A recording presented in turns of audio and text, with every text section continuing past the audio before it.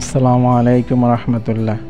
সম্মানিত কৃষিপ্রেমিক ভাই বোনেরা, আপনারা দেখতে পাচ্ছেন একটি সমন্বিত কৃষি ব্যবস্থাপনা। দেখুন দর্শক, দিন দিন আমাদের মাঠের জায়গার পরিধি কমে যাচ্ছে।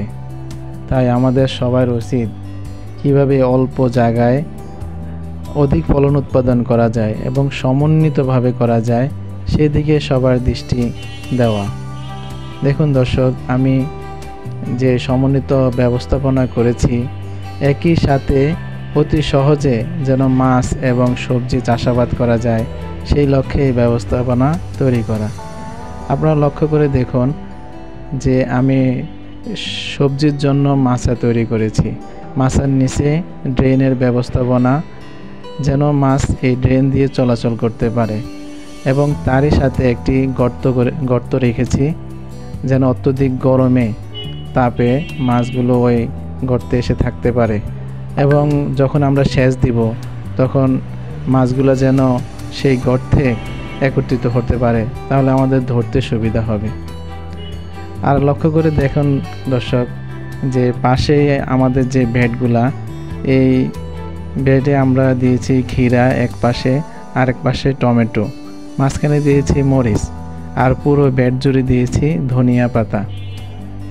আর যে মাছাগুলো তৈরি করেছি, মাছাগুলো আমি অল্প খরচে নেট এবং বাঁশের যে খুঁটিগুলো, অল্প খুঁটি ব্যবহার করে আমি মাছা তৈরি করেছি।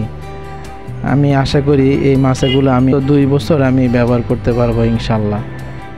আর দেখুন আমার ক্ষীরা গাছগুলো ফুলে ফুলে ভরে উঠতেছে। আরও কিছুদিন পরে ইনশাল্লাহ এই পুরো মাছাগুলো ভরে যাবে, তখন ফলও দেখা যাবে ইনশাল্লাহ। আমি ওই সময় আপনাদের আবার ভিডিও দিব, তখন দেখবেন যে কতটা সুন্দর হয়েছে। আমি একটু দেখতেছি ক্ষীরা ধরেছে কিনা। না, এখনও ধরে নাই। দোয়া করবেন যেন আমি ভালো ফলন পাই। আরেকটা বিষয়, এই যে দেখুন একটি গাছ দেখা যায় পাতা জলসে গেছে। তো যখনই আপনারা এরকম পাতা দেখবেন, অনুগ্রহ করে এই পাতাগুলো ছিঁড়ে অন্য জায়গায় ফেলে দেবেন।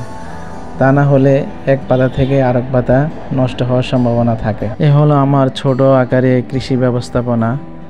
দর্শক, সবার প্রতি অনুরোধ রইল আমার এই ব্যবস্থাপনার প্রতি দোয়া রাখবেন, আমার জন্য দোয়া করবেন। আল্লাহ হাফেজ।